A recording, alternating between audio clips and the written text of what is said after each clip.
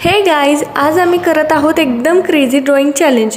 बघूया आमच्यातलं सगळ्यात best drawing कोण बनवतोय. पण ट्विस्ट असा आहे की कोणी कोणते कलर्स द्यायचे हे आम्ही चिठ्ठी उचलून ठरवणार आहोत. इकडे मी चिठ्ठी उचलण्याची कसरत करते. मला काही समजत नव्हतं म्हणून मी अक्खडबक्कड करून मी चिठ्ठी उचलली. त्यामध्ये मला आले होते स्केच पेन्स. त्यानंतर माझ्या फ्रेंडची टर्न होती. तिने एक चिठ्ठी उचलली, म्हणजे एकच राहिलेली, तीच घेतली. त्यामध्ये आले होते क्रेयॉन्स.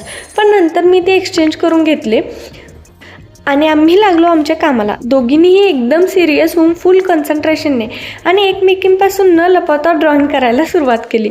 No cheating. कोणतं ड्रॉइंग काढायचं आहे हे दोघींच्या डोक्यात क्रिस्टल क्लिअर होतं.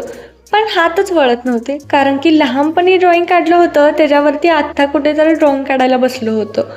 त्यामध्ये लहानपणीच्या काही आठवणीही जागा झाल्या. माझी तर लहानपणाची एक ड्रॉइंग फिक्सच होती, सुंदर असं झाड, डोंगर आणि डोंगरातून वाहणारी नदी. तुमची पण हीच ड्रॉइंग होती का? नक्की सांगा.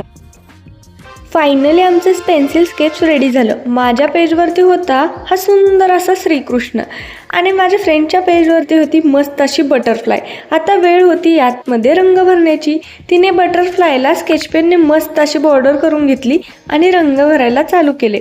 माझंही रंग भरून झालं होतं, पण मोरपीस रंगवायला काय जमत नव्हता म्हणून खराखुरात चिटकवला. आणि फायनली दोघींचंही ड्रॉइंग कंप्लीट झालेलं आहे.